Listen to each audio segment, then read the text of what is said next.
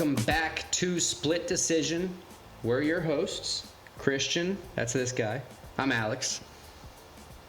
This week on episode 63, we're going to recap UFC 307 first. Poatan is the man. Yeah, he defended his belt over Khalil Rountree Jr. Third time already this year. Fourth time in 12 months, I believe. Yeah, it's crazy. From there, we're going to talk the upcoming UFC Vegas 98 in the Apex. Tatsuro Taira versus Brandon Royval. The undefeated Tatsuro Taira. It's going to be an interesting fight card. Then we're going to talk college football, Week 7, NFL Week 6, wrap everything up. Football's been crazy so far. It's been crazy and unpredictable. And in my opinion, crazy and unpredictable. A bunch of good teams have stayed good. A bunch of bad teams, or seemingly bad teams, have turned good. Shout out Vanderbilt. So let's kick off this week. Let's go.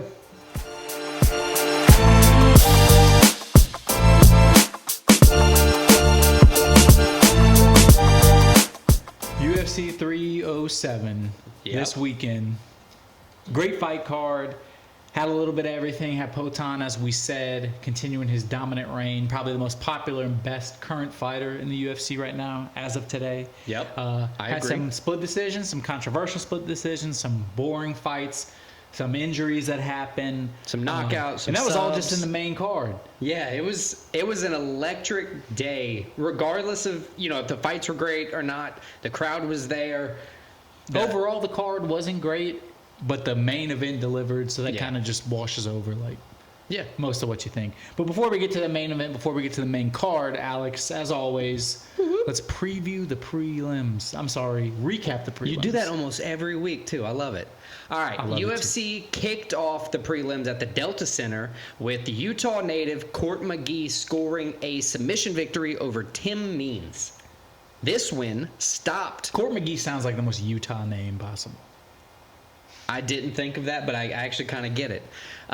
This win for Court McGee stopped the 3-fight losing skid and added his first submission victory in the UFC since his UFC debut at UFC 121. It's been around. I just wanted to add that out. That was October 23rd of 2010. So he's been in the UFC for like almost 14 years to the day. Tisha Pennington for the next fight won by unanimous decision over Carla Esperanza. Tisha landed more powerful shots, forcing Esperanza to shoot takedowns and enter her retirement on a loss. Womp womp. So there we go. Ryan Spahn defeated Ovince St.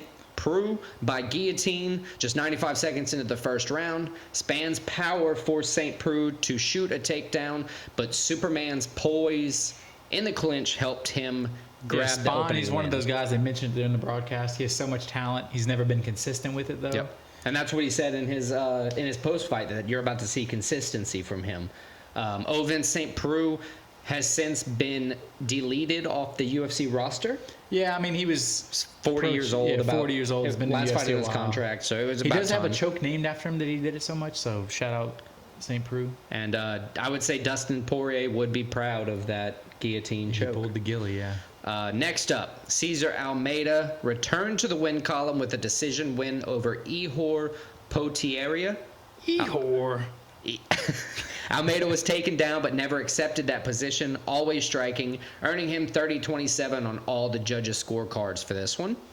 Next up, Alexander Hernandez stuffed all 12 of Austin Hubbard's takedown attempts while narrowly outstriking Hubbard to earn the split decision nod from the judges.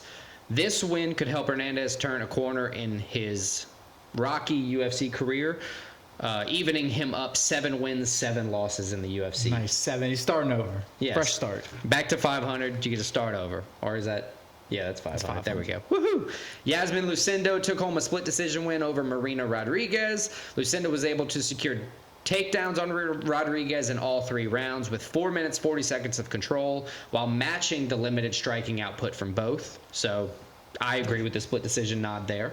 Then we go from that to the non-limiting striking. Right. And to wrap up the prelims, Joaquin Buckley delivered a knockout blow to Stephen Wonderboy Thompson. No disrespect for Poatan, but Buckley had the best knockout of the night. Yep.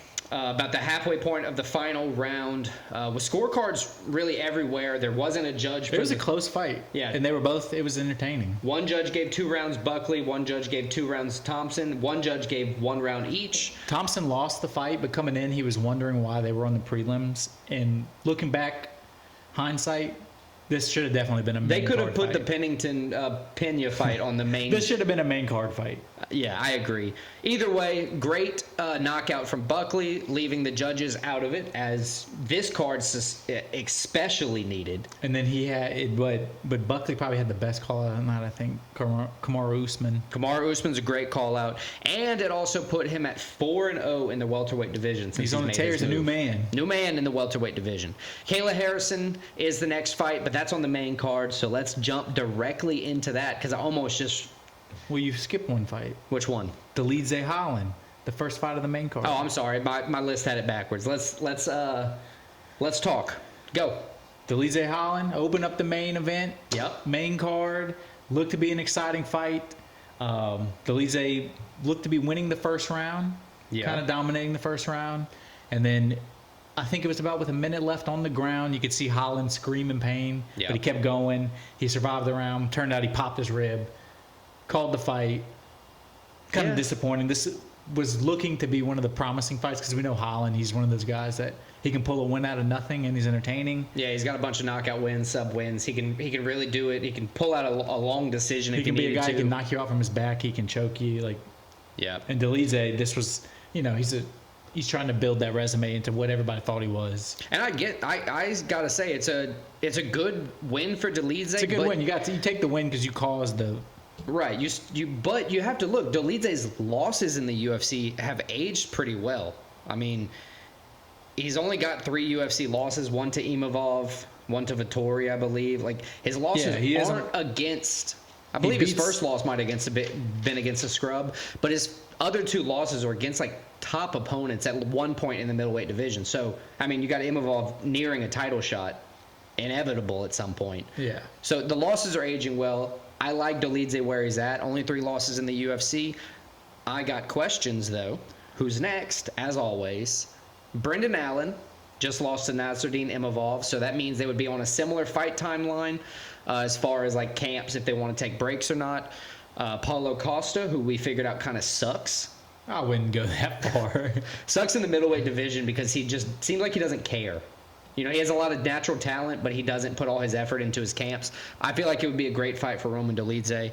Or I just mentioned Marvin Vettori. What about a rematch there? Give him a chance to earn his win back, or avenge his loss, if you will.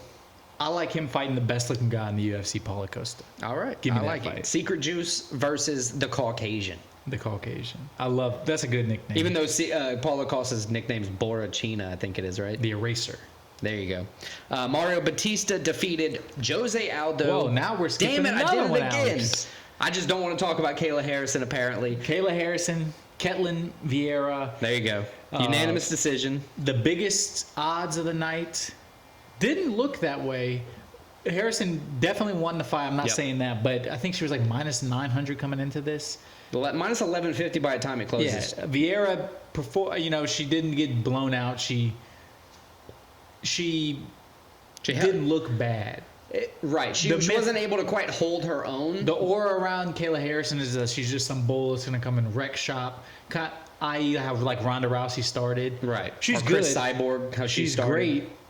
Kayla Harrison. She's probably going to get a title shot next. She's probably going to win the title shot next. But she dominated on the ground. She wasn't able to take her down every time, which holds props to Vieira's takedown defense. But she won in every aspect of the fight. It just wasn't as easy as... It's a fight where both... Harrison got the win, deserved win. As you said, she dominated on the ground. Vieira, you got the loss, but you didn't get dominated how a lot of people thought you were. So it's almost for her, it's kind of a wash. Vieira. Harrison gets the win. She's still a step closer to the title shot. And I still think Juliana Pena did everything she could not to say Kayla Harrison's name. And if we're talking about aging losses, over previous fights, this will probably be a great aging loss for Ketlin Vieira. I'm pretty sure Kayla Harrison's going to be the champ by the end of the year. End of the year, end of 25, because we're nearing the end of the year now. It's already October. Yeah, she's going to get a title shot next. Yeah. All right. That's who this next, just a title shot. I mean, this is one of There's nothing else. The divisions with the least amount of depth in it. Right. I mean, she's already well known. She's already kind of a star in MMA. She's a gold medalist. Two-time. I think it's a no-brainer. The UFC wants her to be the champ, I think, in this division. They need somebody to carry this division, i.e. how Amanda Nunes did. Mm-hmm. I mean, I think it's no-brainer. Kayla Harrison, title shot next. She's probably going to dominate Juliana Pena. She does say she needs a little bit more time off this time, Kayla Harrison, because that weight cut just kills her every time. She did say she peed blood the week of the fight. Yeah. And went to the hospital. That's crazy. You got to hide that from USADA, I guess. Anyway, let's move on to the next fight. Finally, in the correct order for myself, Jose Aldo loses the split decision to Mario Bautista, and probably the least entertaining fight of the night, and that's saying a lot compared to the fight we talked about. The internet is up in arms on this one, mainly because of how Mario Bautista was talking post-fight. Yeah, it was a split decision. I think I scored it Bautista winning, but as you said, post-fight he said, I knew his takedown defense was good, but I also knew he couldn't get off the fence if I put him there. Merab was able to hold him against the fence and do a very similar type of fight to this, which earned Merab the win. But Merab did it a lot, more effectively. It's prettier. He strikes while he's doing it. Merab is very, very active, so nobody's ever going to break them apart. This is a fight where the judges were breaking them, not them, they were breaking people apart, left and right, 5 seconds against the cage, breaking them up, except for this fight. But then he started breaking them up, and then he would break them up, and then right away Batista would go do the same thing. So that's where, in my opinion, I get and I agree, Mario Bautista won on the scorecards. Dana White was pissed about this fight. If you look at, on the flip side, Austin Hubbard lost a fight where all he did was shoot takedowns in the prelims. Austin Hubbard versus Alex Hernandez. This is the same type of fight. Yeah, but he still controlled it. Well, Austin Hubbard's controlling, against the fence as well, just not as much. I get what everybody's saying, why, Bautista pissed him off. I get Bautista pissing him off, but Aldo... 0 out of 10 takedowns, but you have 7 minutes of control. Aldo didn't do anything. No. Aldo did nothing to win the fight. The judges were bad. Worse tonight than most nights, I'd say. And that's saying something. I would disagree. I think it's about the same.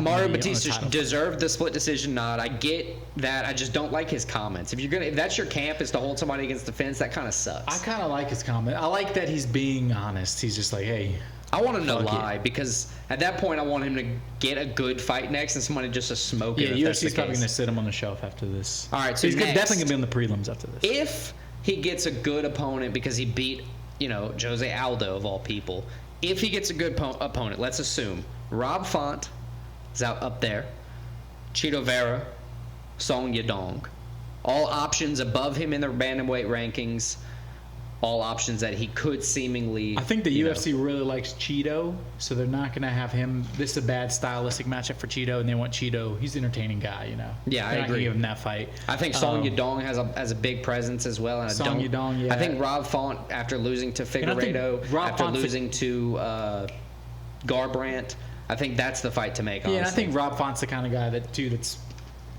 I think he could fight back on this. Yeah. You hold me against the fence. He's a long guy in the division, especially. He's got wrestling. Give me Rob Font, Batista next. Give it on a prelim somewhere. And that's a fight I wouldn't put Chito on a prelim.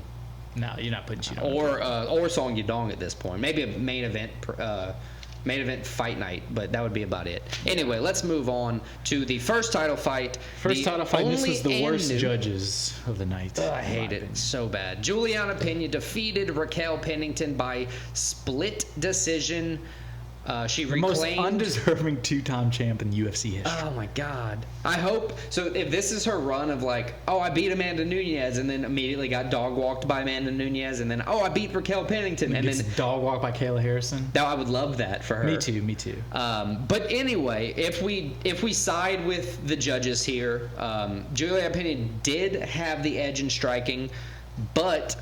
she was knocked down in probably the most crucial moment of the whole fight. It was round by round, and I think most people agreed, if you're watching, it was 2-2 going into the fifth. The fifth. Right. And I don't think there's any doubt you could say that Pennington did not win the fifth round. The problem is, if you look at the judges' scorecards, the first 4 rounds are just all over the place. Yes. Where, as a community, a lot of people can say so-and-so won 1, so-and-so won 2, 3, 4, whatever, and then Raquel Pennington obviously won the 5th. You're down to, like, judges' scorecards that have been so wishy-washy in the past.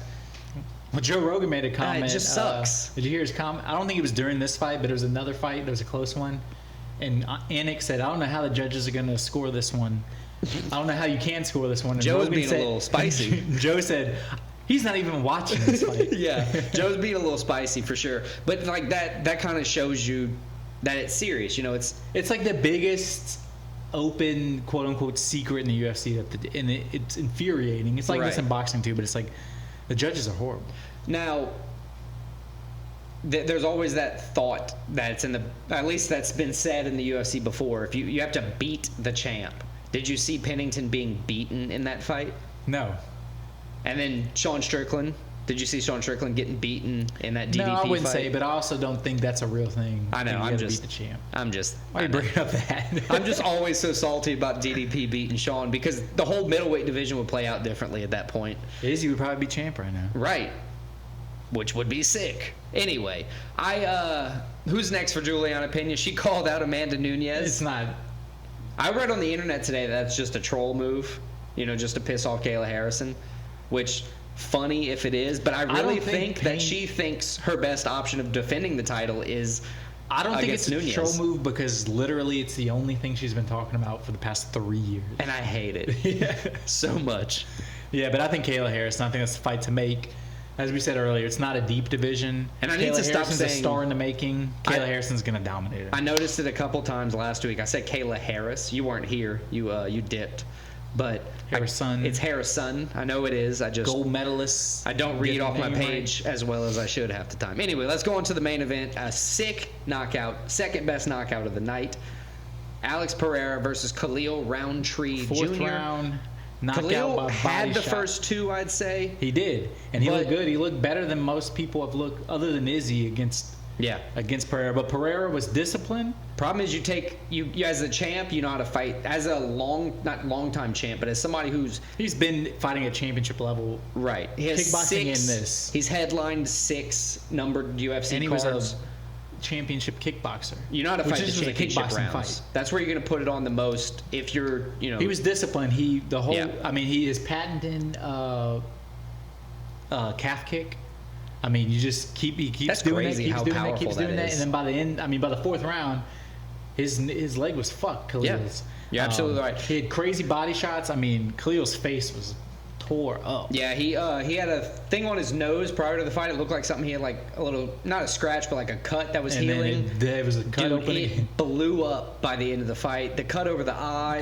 His whole eye was swollen. It was he had awesome. Nasal surgery today. Good fight by Khalil, I gotta say. Khalil, one of the few cases where you get knocked out, but his stock rose, I think, in the MMA community. Because, most people thought Pereira was going to come walk through him. You said that. You said his first, an early knockout is what you told me. Khalil, as we said, won the first 2 probably. Every judge had it 2-1 going into the 4th round. Probably the best judging scorecard of the night. Yeah, honestly, I think so too. But Pereira did what he does, knocks the guy out. He turned it on.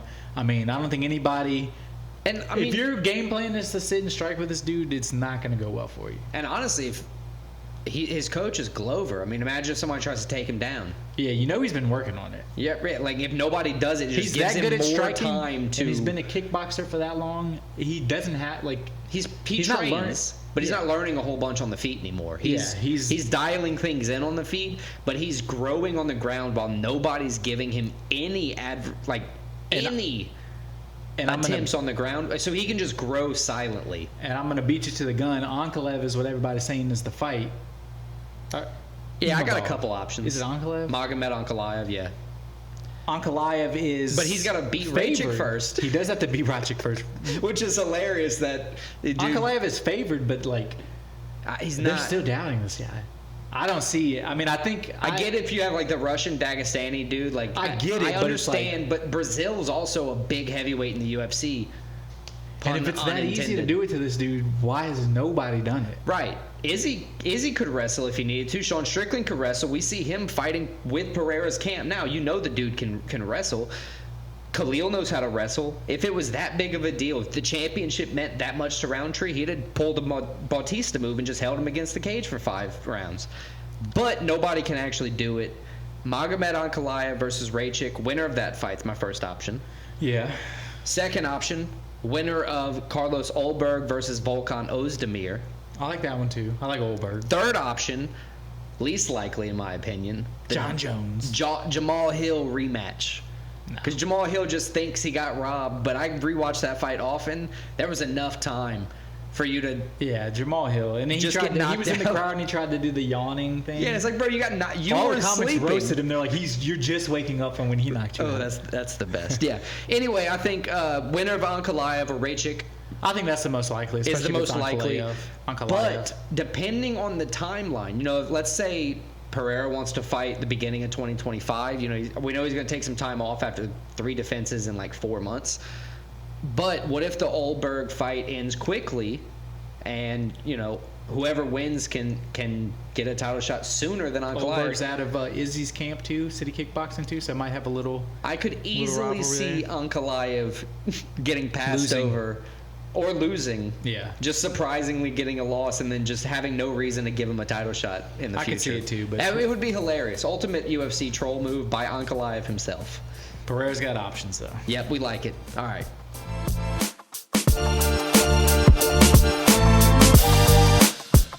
All right, we're back in the Apex, kicking off UFC Vegas 98. Let's go. Tatsuro Taira taking on Brandon RawDawg Royval. But first, we're going to cover the whole main card, bottom to top, so we're going to end on the best fight, hopefully. Bottom to top, I love it. Abdul Razak Al Hassan versus Josh Fremd in the middleweight division. That was funny. Respect. Abdul Hassan is 2-2-1 in his last 5. 3-inch reach disadvantage, but all his wins are knockouts. Yeah, and this is a fight. Odds makers have a pretty close. Al Hassan is -150 favorite. Yep. Fremd +125. So leaning towards Hassan odds makers, but it's really like anything can go fight. Now Al Hassan against Cody Brundage. In my opinion, and a lot of other people's opinion, including the judges' scorecards, he was dominating Cody Brundage before the no contest. So there you go.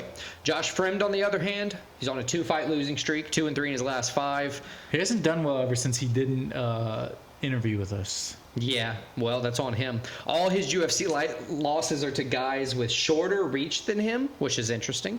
Fremd doesn't throw with crazy volume, but he mixes in takedowns. Albeit he's had some weird fights where he was like kind of gassed early, just wasn't there. So I think his camp and all that is going to be important because he was actually scheduled to fight this fight.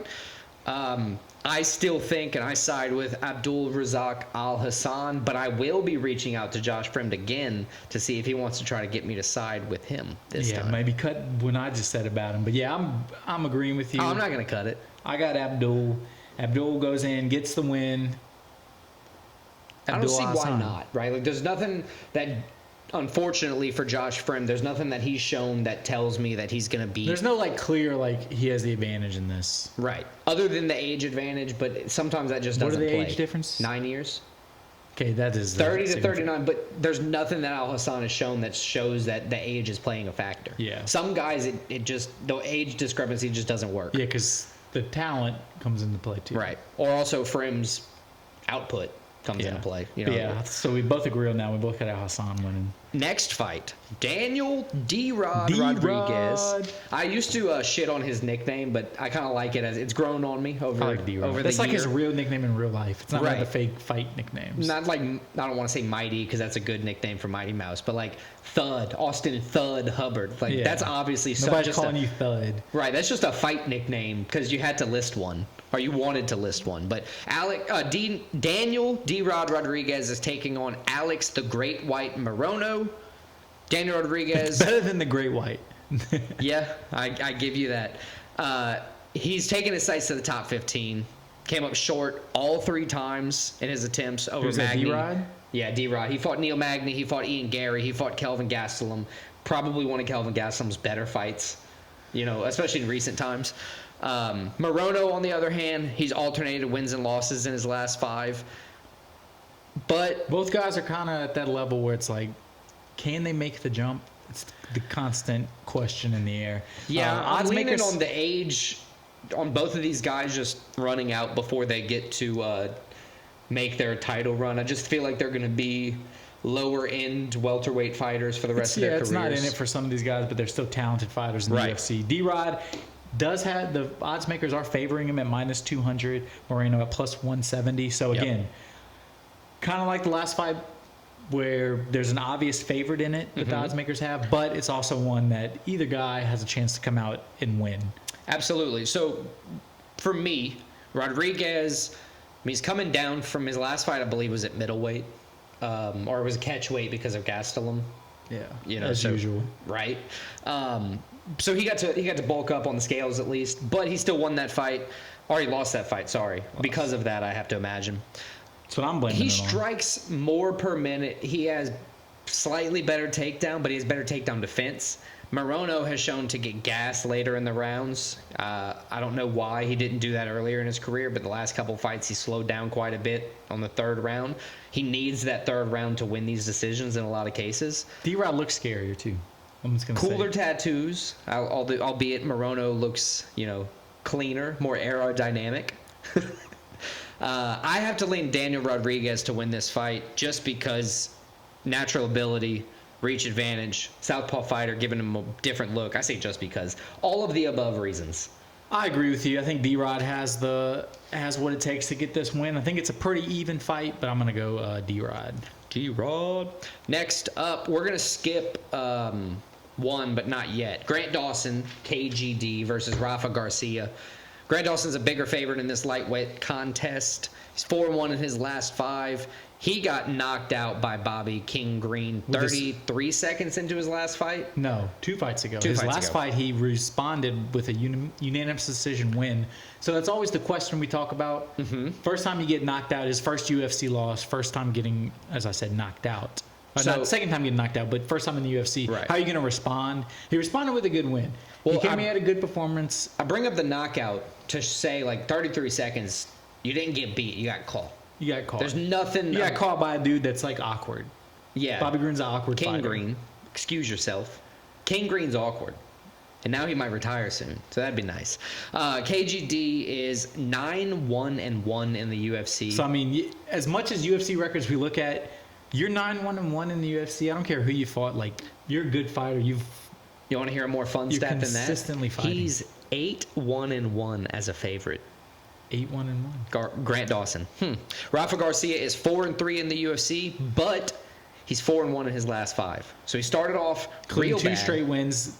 got back on the horse, and performed way better in his last fight was against Clay Guida, but it was all the way in April of 2023. And Clay Guida was 50. But it's been a while for him. I mean, it's been a year and a half pretty much since he's fought. Yep.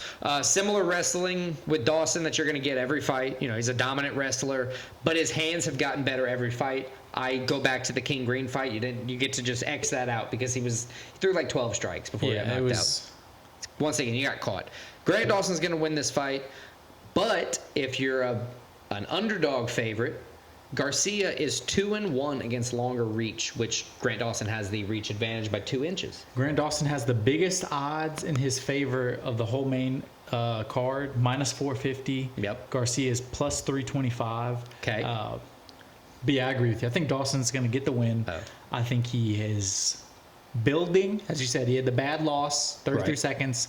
He's been building since then, though. He's still young. I think he gets this win. I think he gets his 10th UFC win, which is a big deal. 10 out of 12 wins.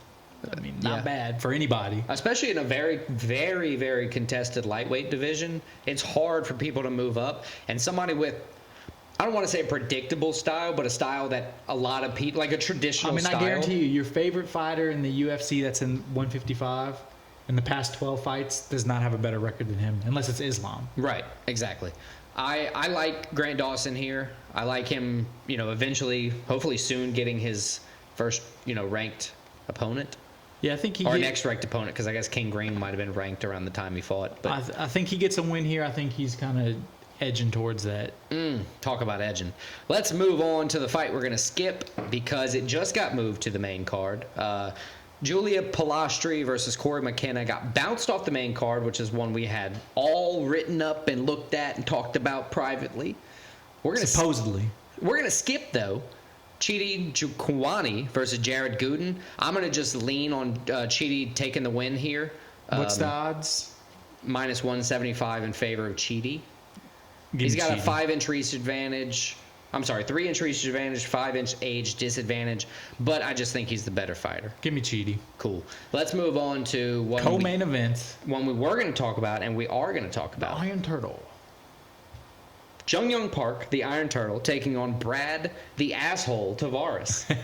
Iron Turtle coming off of a loss. His last fight was a split decision loss to Munez. Yep. Before that, though, he had, 4 straight wins? Yes. He's 7-3 in the UFC.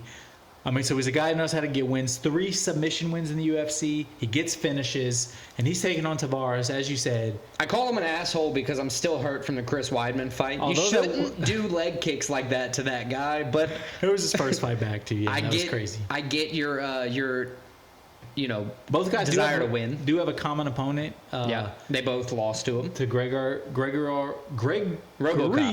Rodriguez. Yeah. RoboCop's a dog, though. RoboCop is a dog. If you talk about losses aging well, that's one. Aging pretty well. Tavares has lost 2 out of his last 3. I'm sorry, 3 out of his last 4. But as we said, they're not bad losses. RoboCop. Yeah, he lost to Bruno Dricus, Silva and then Dricus. So it's like, I would say Bruno Silva's the only fight he should have. Not should have won, but if you look at the scope first of round the 3, knockout though, so it's like but obviously he was dominant leg kicks. He dominated Weidman. He's from that camp that they just have very good leg camps. They have that as one of the skill sets, and I respect it. I just hate it. He's been in the UFC for a long time. Yes, sir. Since 2010, he's 15-9. One interesting thing, though, out of his 15 UFC wins, 13 of them by decision. He has 2 knockouts. So he's a guy that goes to the scorecards a lot. Yes, sir. But he wins a lot. Wins a lot. He's never been subbed. Mm-hmm. In Iron Turtle, his way to win, if he's going to finish you, he's going to sub you. So it's kind of an interesting little dynamic. Maybe in the UFC, but he's got 5 KO wins himself. He got them hands on him. Yeah, but we're talking about UFC, brother. Okay, fine. All right, listen. Park does have decent hands. He can hold his own in striking. We saw a couple losses where it kind of got away from him recently. You just mentioned that. But Park has better takedown accuracy than Tavares. Albeit, Tavares has better takedown defense, at least on paper. The thing that leads me to that is Park can check kicks. I know that. I've seen it. Seen it. He's good on the ground, but he can also defend when he needs to. I think this is kind of going to be a stalemate on the ground. It's going to be a forced striking battle. And I think I'm going to see Jung Young Park have the advantage. I think he's going to be able to check those dominant, aggressive leg kicks from Brad Tavares. And I think we're going to see the Iron Turtle win. Yeah, so the odds makers, they agree with you. They have the Iron Turtle, Jung Young Park at minus 180 odds, Brad Tavares at plus 150. I agree with the odds makers. I agree with you. I think Jung Young Park gets the win. Wow. Yeah, I think it's most likely a decision win. I'd also like to point out, you mentioned the odds. It opened at minus 175. It's currently at 180. I just checked DraftKings. It's minus 196. So the odds are growing in favor of Park. So I like this. We like this. Let's move on. Main event of the evening. Brandon RawDawg Royval taking on the undefeated 16-0 Tatsuro Taira. This is going to be a fun one. Taira, as you said, he's undefeated, 16-0, 6-0 in the UFC, 2 KOs, 2 subs, 2 submissions. See? 2 decisions. So he does it any way you like it. Yeah. Tatsuro Taira will do it. And he's taking on RawDawg Royval. He's a guy that's been in the UFC for a while. Yeah. 6-3 in the UFC, I'm sorry. Yep. But he's a KO. He has 3 subs, 2 decision wins. But he's also been KO, sub, decision, lost. Each of those times once. But you have to look again at the losses. 2 losses to Pantoja and 1 to Moreno. Those are those have always good losses. aged He's also coming off. well. He redeemed one in his last fight by beating Moreno. Yeah. Although it was split decision, very close fight.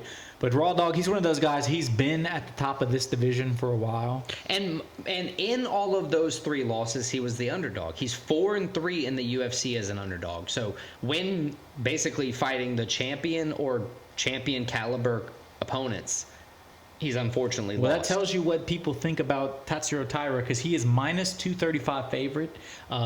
Tatsuro Taira's been RawDawg. dominant in his 6 wins in the UFC so far. He has been, but this is definitely a big step up in competition for him. Yeah. This is a win that if you come in and get this win, if you're Taira, not only do you keep your undefeated record, you move to 7-0 in the UFC. Right. I mean, this is a title shot if you win this fight. I was going to say, this is major title implications for the flyweight division. Cool thing, though, we said Taira's 6-0 in the UFC. He's got 2 KO wins, 2 sub wins, and 2 decision wins. Yes, I said that. Pretty interesting. I wasn't paying attention. I was looking at the TV. But the other thing, he's 6-0 as a favorite. He's been a favorite in every one of his fights so far. Well, he's going to be undefeated in any stat you look at. Right, he's but undefeated. He wouldn't have necessarily been a favorite in every one. He did have to fight that. So he's perfect there. He hasn't been lost dominant. as the underdog either. He hasn't been the underdog. He's only 24, crazy. And then his last fight, knockout Alex Perez. That was It was an injury knockout, but still, we'll take it. I'll take it.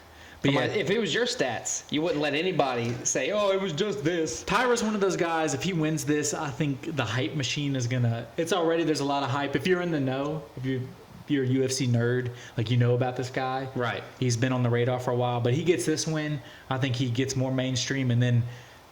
I mean, he has a chance to be a star. I'm pretty sure probably in Japan, since he's probably the best Japanese fighter, he's already a star.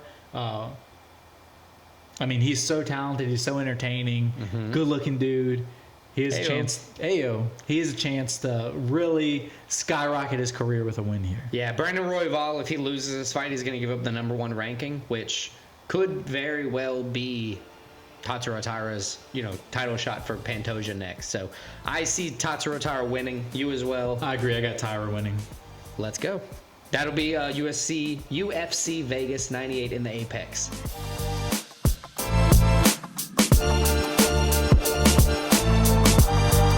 All right. So we're huddling up with some football. We're going to recap last week's 10 picks. We had 5 college football. 15 picks, brother.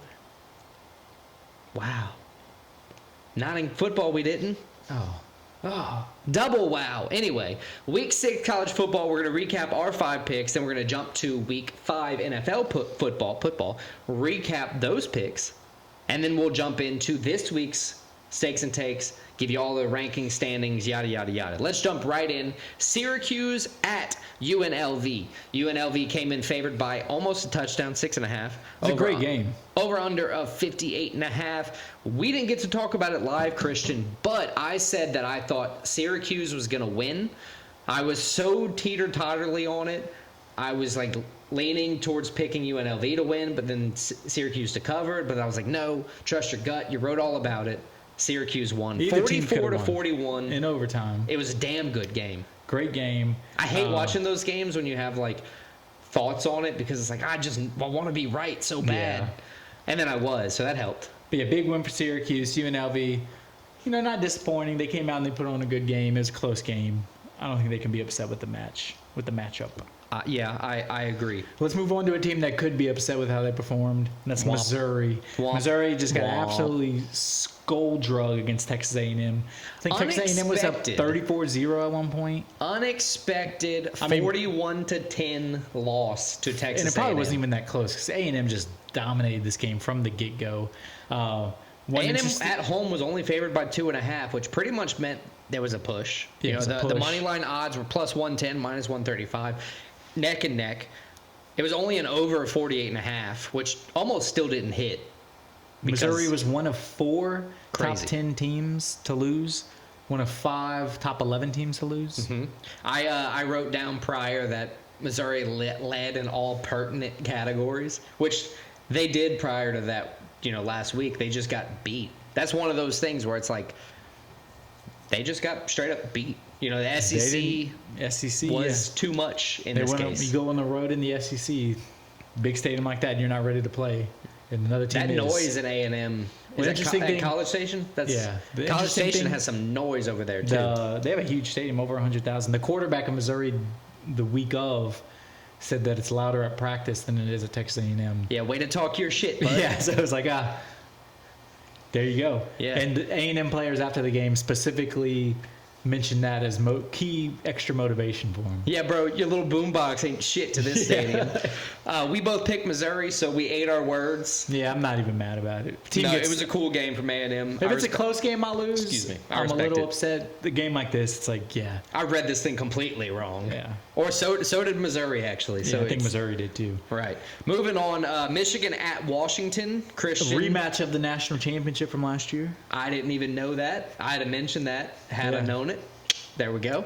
In which Michigan won. They did not win this one. Yeah, I picked Washington. You picked Michigan. Close game for a while. It was tied. With 8 minutes left in the fourth quarter, Michigan had the ball. And then they just shot 13 up unanswered. Yeah, and then...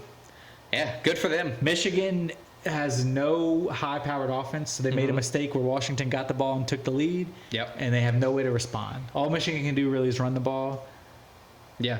If they get down late in the game, they're kind of fucked, and that proved in this game. Will Rogers, what I said last week about Will Rogers, that's the quarterback for Washington, is he's from not, Mississippi State. He's not, he's not breaking records in the air. He's not getting a bunch of touchdown passes, but he's not turning the ball over. He's doing very well, very efficient.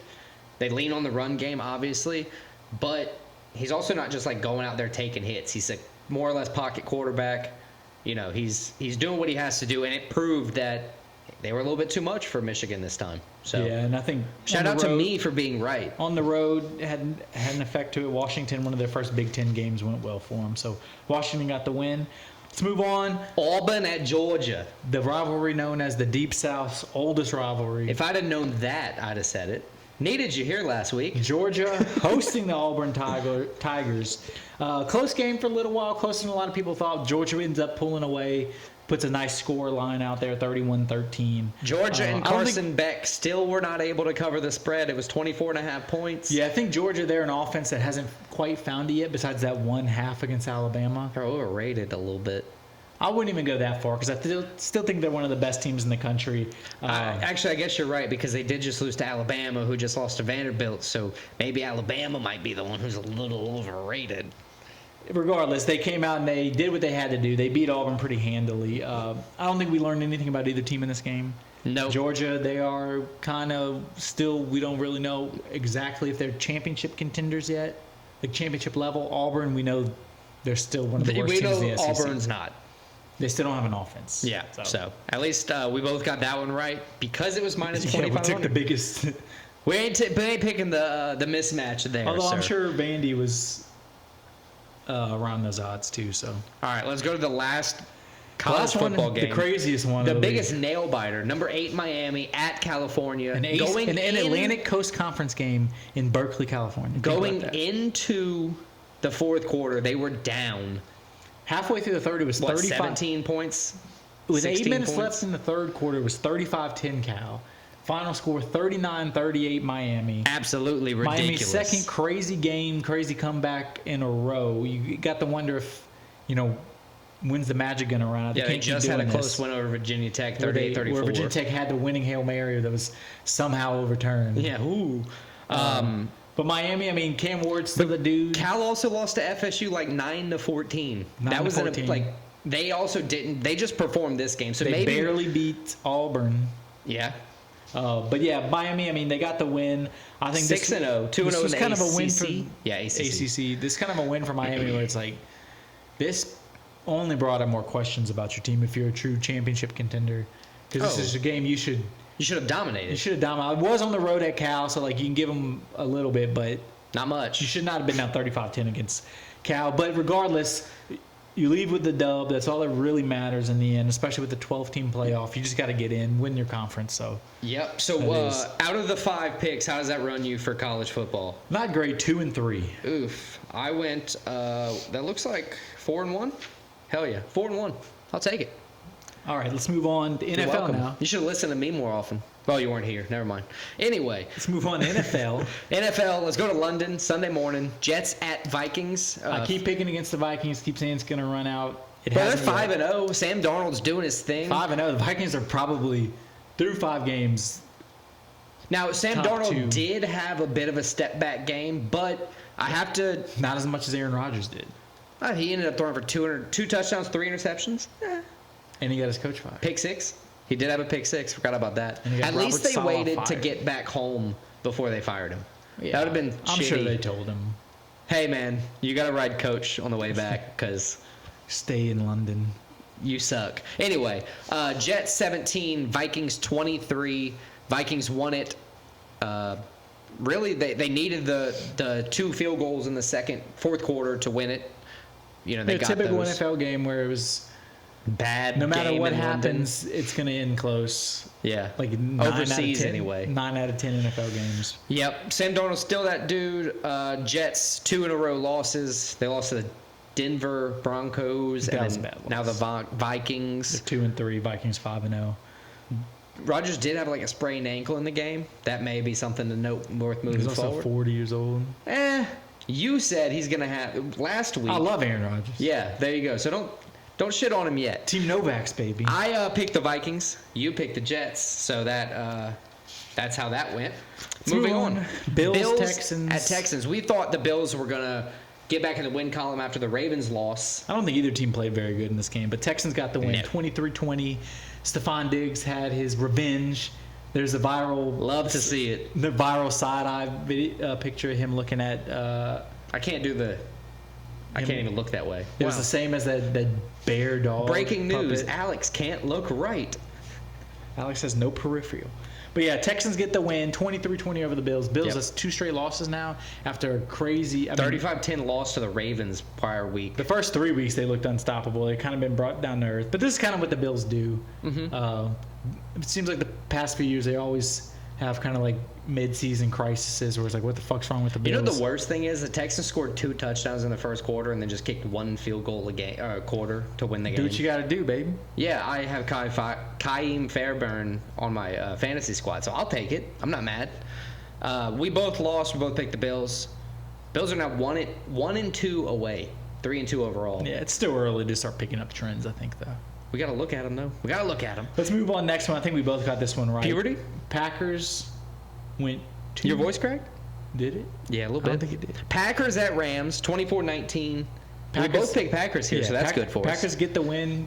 Although in the win, Jordan Love had one of the funniest pick sixes.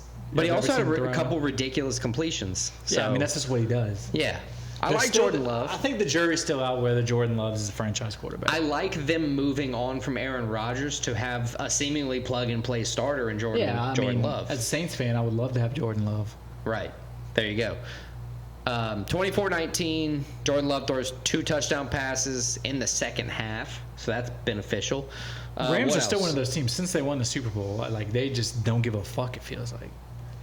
It's like they try, but they just give up.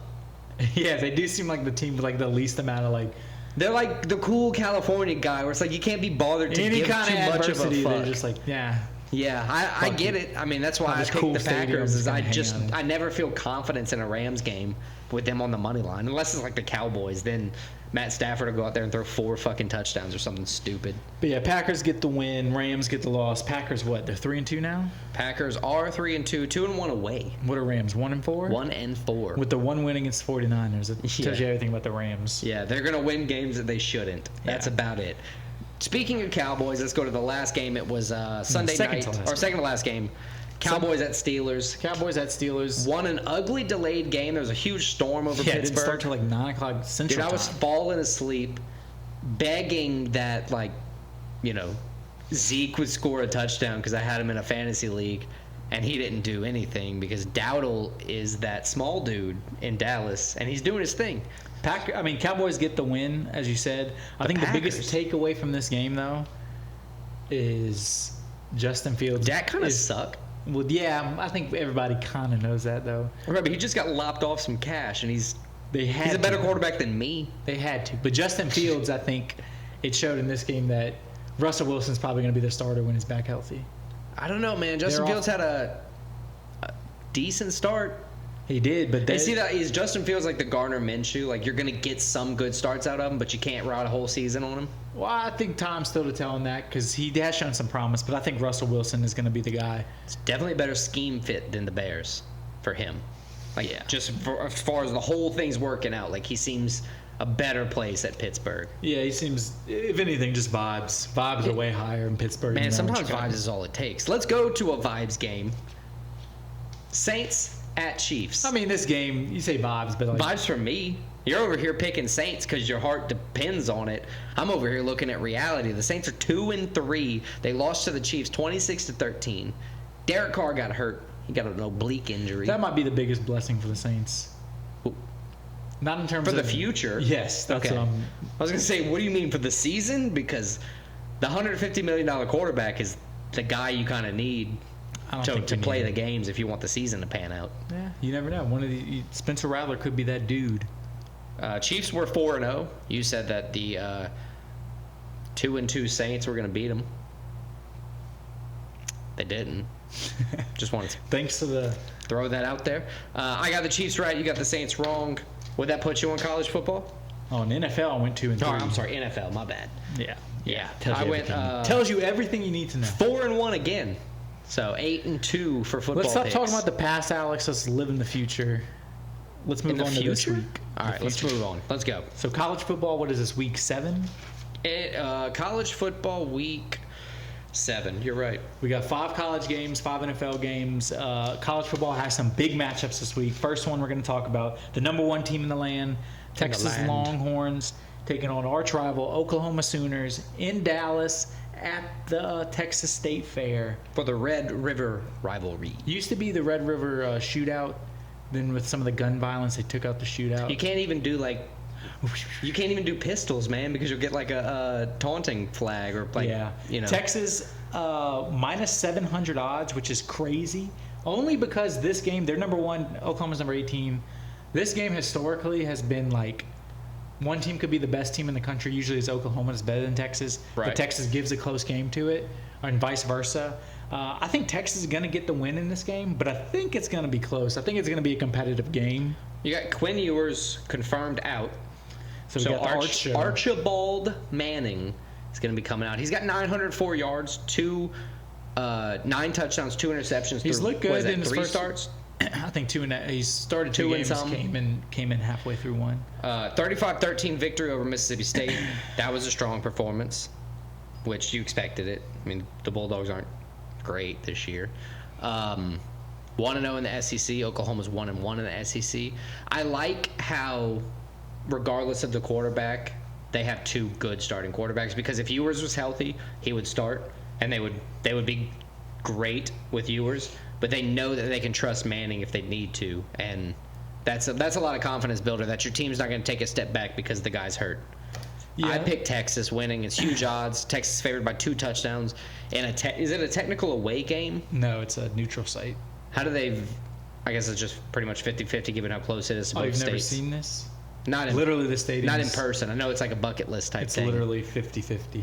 Nice. I love it. Half of it is Oklahoma maroon, whatever color they call it, and the other half's orange. Texas orange. Really vibey place. I love it. I picked Texas. You got Texas? I got Texas too, in a closer than the experts think game. Well, you're an expert all of a sudden. No, I said closer than the experts think. Well, if you're right, that would make you an expert. No, it wouldn't. Let's move on. Number 4, Penn State at USC. USC. This is one of those games we see if Penn State's like a real contender or not, I think. Why? Just because traveling cross country, USC, although they haven't, they've had a couple bad losses, including last week, they're still a solid team. And a conference game on the road, cross country, Penn State. These are games typically Penn State, the past few years, doesn't necessarily play up to their standard for, and it's going to be a close game. Okay. I think it's going to be a close game, but I think Penn State is going to step up to the plate. And I think Penn State's going to get the win over USC. Penn State last week against UCLA, they got up early and then just kind of like managed the game for the rest of the time. Typically what they do. They have a good defense. They're not allowing a whole bunch of points. But both losses that USC has gotten had multiple turnovers in that. So with a good defense from Penn State, you're probably going to see that turnover ratio in their favor. I think Penn State gets the win. I agree with you. I don't think it's going to be closer. 5.5's not that close. I'm going to say Penn State by a touchdown. Right, that's like 7. They're minus 210 on the money line odds. UFC plus 175. I think that's about right. Yeah, going across country. I like Penn State. I like Penn State for the win. I like Penn State covering 5.5 points. Yeah, let's move on now. This is probably the game of the week. This is where College Game Day's at. Number 2, Ohio State. Big Ten matchup at number 3, Oregon. Ohio State favorites on the road at Oregon, even though it's a top 3 matchup. Ohio State has looked like one of the most impressive teams this year. Oregon, although they're undefeated, they've had a couple games that make you scratch your head, like why was it so close? Although one of them was against Boise, who, I mean, Boise is an electric offense and the best player in the country. Probably. Ashton Jeanty. Is it Jeanty? How do you say his name? Jeanty? Jeanty, I believe. Ashton Jeanty, the best running back in college football. He reached 1,000 yards. If we're talking about him, Boise State, we're not even talking about them, but reached 1,000 yards in under 100 carries, which is nuts. Yeah, just insane. I think this is going to be a great game. I think it's going to be back and forth. 2 explosive offenses. I think Ohio State's a little more talented than Oregon. Yeah. Although they're on the road, although Autzen Stadium's a very hard place to play, very loud, I think Ohio State steps up to the plate. I got the Buckeyes winning. So I agree with the Buckeyes winning. They haven't allowed more than 14 points in a game. They also haven't played anybody yet, but I was about to say it's all against unranked opponents. Oregon played Boise State, which is the only game that's been somewhat close. Their first game was a close game. I forgot who they played. Sacramento State or something. Okay, yeah, but it was still, they still won by like first game of the year, 7 or 10 points. So like it was still a wide enough margin to say like, all right, you're good. I pick Ohio State. They have a better O line. Oregon's running back Jordan James, 552 yards, 5 touchdowns. It's producing, but if Ohio State's defense is that good, they should be able to stop that. I pick Ohio State to win.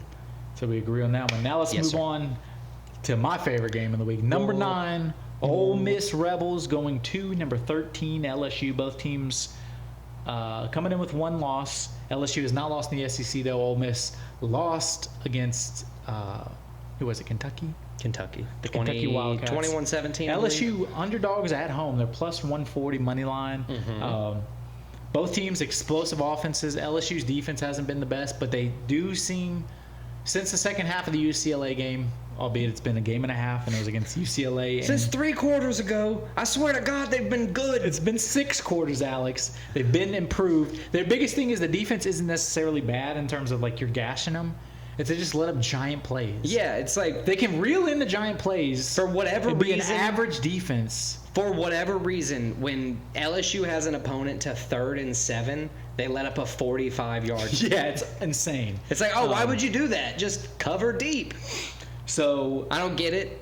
It's weird for me, but I feel like this is one of those matches where like 2 high-powered offenses are clashing, and I don't know if LSU can pull away the win at home here. It's a close game, but Mississippi State's favored, or Ole Miss. I'm sorry, Mississippi's favored. Ole Miss is favored. This is a close game. It's a big game. Huge over 63.5. LSU is my favorite team, as you know, but I had to go to some advice for this. So I actually brought in a guest pick this week, Alex. Oh, no. I don't have top 5, so I brought in a guest pick.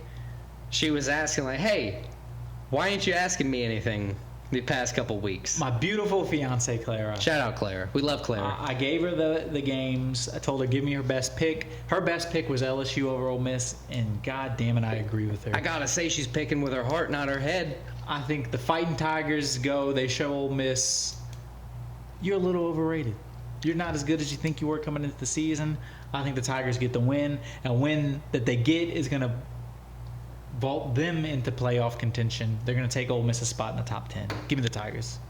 Man, I got to disagree with you. My beautiful fiance, Clara. I got to disagree with Clara. I'm sorry. I'm going with Ole Miss to upset, even though they're the money line favorite, to upset you this week. You bastard. Ole Miss over LSU at Tiger Stadium. Go Tigers. Not really, though.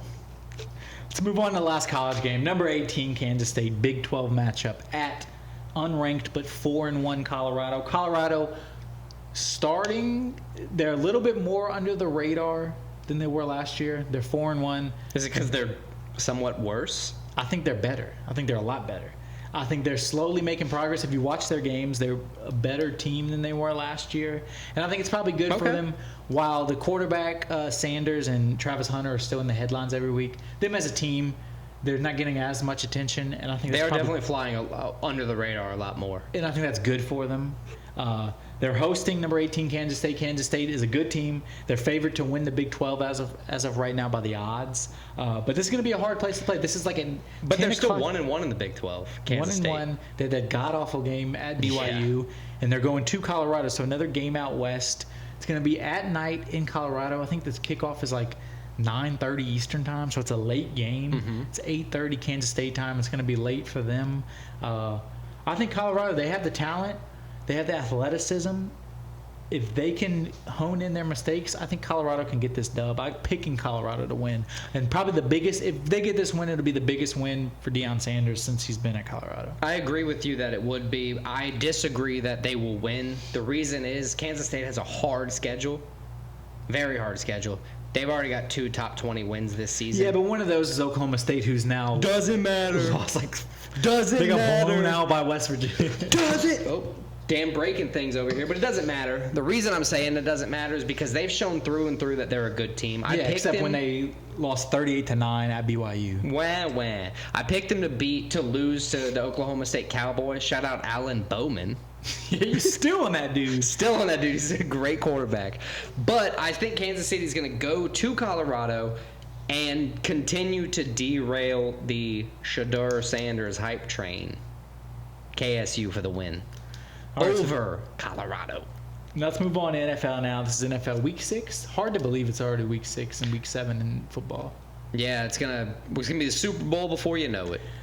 So we're going to have Unfortunately. 5 NFL games. First one, the Tampa Bay Bucks. Pick this one for you, bud. Tampa Bay Bucks running from their lives from the hurricane. Damn. Prayers to Florida. Prayers to Florida for real though. Bucks at Saints. They definitely needed this game in the Superdome because Tampa Bay might not have a stadium considering Milton come and crash the house soon. Yeah, it's crazy. But two teams that know something about dealing with, weather plans and everything. One thing you can say that's a positive thing is regardless of the damage that's done, all the communities are going to come together. Yeah. That's what happened in New Orleans after Katrina, after the looting. But they really came together to rebuild the place. But anyway, Bucks at Saints. Bucks minus 140 favorites. I think a lot of that has to do with the Saints not having Derek Carr as a quarterback. Yeah, they're going to have to start Spencer Rattler. Spencer Rattler or Jake Hayner. Hayner, I believe. Yeah. Not great. I don't think either team is particularly good in this. I think the Saints look great to start the season. Bucks, after losing their first game, they looked great.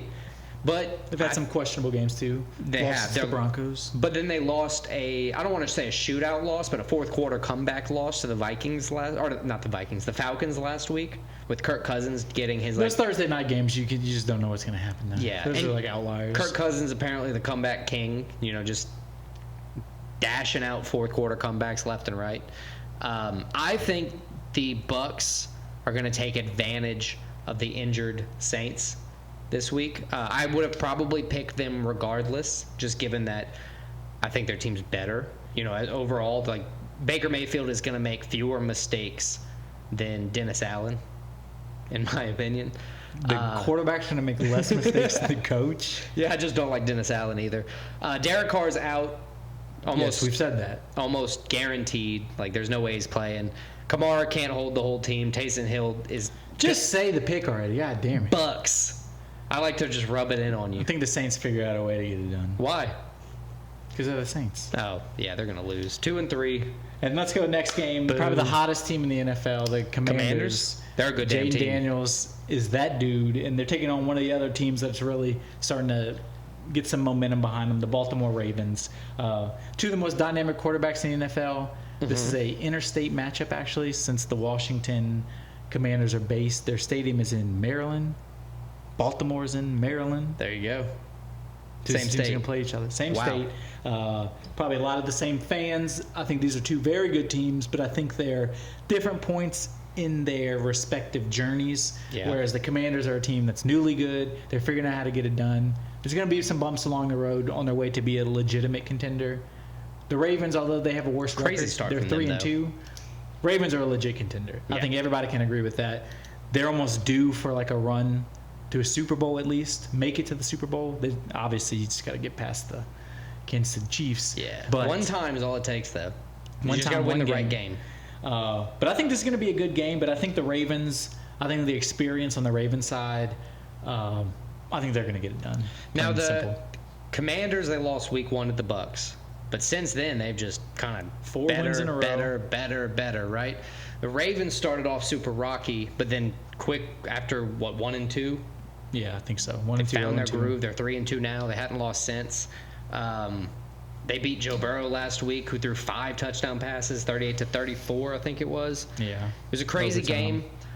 I want to say that the Commanders could find a way to go, but I feel like I mean they definitely could, but I feel like the Ravens here, they're just going to be more poised. They're going to be able to not make the mistakes that they need to not make, and I think the Ravens are going to be able to win at home, especially. so we agree on that one. Let's move on to the next one. Yes, sir. Lions going to Dallas to take on the Cowboys. Cowboys looking rough. Cowboys looking rough. 3-2, 0-2 at home. I'm going to spoil my pick. I'm picking the Lions, and it's simply down to the fact I think Jared Goff is better than Dak Prescott, and I think that's going to be the difference. I didn't realize the Cowboys were 0-2 at home. The Cowboys, they never have home field advantage anymore. Crazy. Their home field advantage just doesn't even exist. I agree. At least this season, Jared Goff is a better quarterback than Dak I think Prescott. probably the last few seasons. We've seen Dak Prescott in very high points, but we've seen him in these typical low points. I don't even want to say low, just mid points, I guess would be a better way to say it. I agree with you that the Lions are going to win. They're fresher. They're coming off a bye. They're going to be fully healthy. I don't see any reason why the Lions don't go to AT&T Stadium and win this game. Let's go Sunday night now. The team that probably needs to win the most out of anybody in the NFL. The most frustrating team in the NFL. Cincinnati Bengals going to the Giants. Giants coming off of a nice win over the Seahawks last week. They looked good last week. It was probably their best performance of the year. Bengals looked like they were having their best performance. They were up by 10 with like 5 minutes left and somehow blew the game against the Ravens. Burrow threw 5 touchdowns. 5 touchdowns. Jamar Chase was going crazy, and then they somehow still lost. It's crazy. It's just nuts. It's aggravating. Bengals going to Giants. This is one where the Bengals are favored, which I'm surprised they're favored. I guess it kind of shows like I mean, they have the talent, everything clicks, they'll be the better team kind of thing. but everything has not clicked for them yet. No. My heart is telling me to pick the Bengals. I'm going to pick the Bengals, but I'm not going to be surprised if they lose this game and the season's just a waste. Yeah, Daniel Jones is not wildly inconsistent, but he has times where he's wildly inconsistent. Well, I like to think of it as he's not a good quarterback, but every once in a while he has a game where it's like, oh, wow. Yeah, That's how he got the contract and how he's still the quarterback. right. You add people like Malik Neighbors, Wan'Dale Robinson, somebody he can actually produce Malik with, Neighbors, that dude. who are young and they can grow. Shout out Lafayette. Shout out Lafayette. I think they can do well. Unfortunately for the Giants, I think the Bengals are going to do weller this week. So I picked the Bengals, Joe Burrow, to ride that hot streak from last week, even though they lost, and get the win this week to go 2-4 to start their season. Oof. So we both got the Bengals. Let's move on. Last game, last thing we're going to cover, Monday Night Football. Whoop, whoop. Bills going to the Jets. Jets, interim head coach, just got fired. Who's the interim head coach, do you know? The defensive coordinator, I forgot his name. Yeah, me too. The Bills coming off 2 straight losses. They look like the best team in the NFL the first 3 weeks. Mm-hmm. Been very disappointing in the last 2 weeks. Yeah, we picked them 2 weeks in a row. We talked about it off 2 weeks in a camera. This is kind of typical Bills the past few years. Yeah. Where they look great. They have some like mid-season like catastrophe. Right. Not where anything happens. They just play like shit. Right. And then they'll turn it on again. I'm hoping they turn it on in this game. The Jets, I don't know how they're going to react to having a new coach. Some teams, they come out and they play great. I don't know if the Jets are going to be that case. Man, the Jets just always have so much damn drama behind them. It's hard, like, because you got the media looking at Aaron Rodgers, and then you got media looking at Zach Wilson, and he leaves. New York. Yeah. And then you go to New York, and then you fire the coach a few days before game. I mean, granted, they play almost a week from today, but I don't know. You're not going to miraculously have a better season because you fire the coach. I mean, sometimes they miraculously have better games, but I'm picking the Bills. Especially with a quarterback like Aaron Rodgers, who's shown like he's the game manager. But it's also hard. They're coming back from London this week, and he's 40 years old, so it's like it's going to take a little while. With a new ACL. Like all the things added together, I think the Bills are going to win. I'm picking the Bills too. I think the Bills are going to turn their losing streak into a win. So we agree on quite a bit this week, which is good because typically when we agree, we both have positive weeks. Yeah. We very rarely have bad weeks together. Last week I went 10-5 total. You went 8-7 total. This week, let's bring all the NFL picks to the table real quick. We have our all the football picks lined out, and then we'll lay out the bets for each of us, and we'll go home. Yeah, so picks, I'm going to go top to bottom, starting with the UFC. Got Taira, Park, Dawson, Rodriguez, Al Hussein.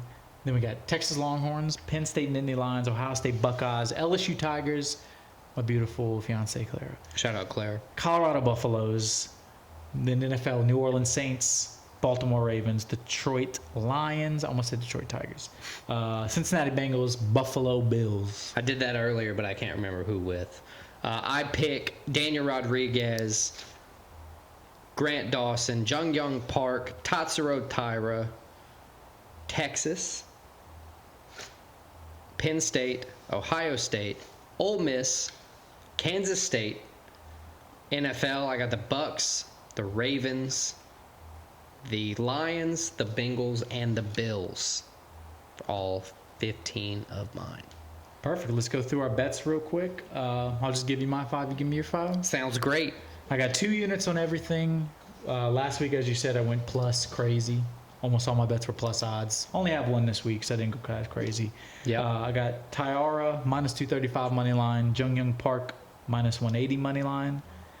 LSU plus 140 money line. Ohio State minus 165. And the Buffalo Bills minus 135 money line. Man, I'm going to follow you on Jung Park, Tatsuro Taira, and Ohio State. And I'm going to add the Buccaneers money line over the Saints and the Bengals money line over the Giants. Well, Alex, I think that wraps up the episode. 2 units on everything. Sorry. Episode 63. Yep. Check us out next week. We're going to have UFC to talk about, old and new. We're going to have football to talk about, old and new. Yep. All the things. Bets, picks. Check it out. Appreciate it.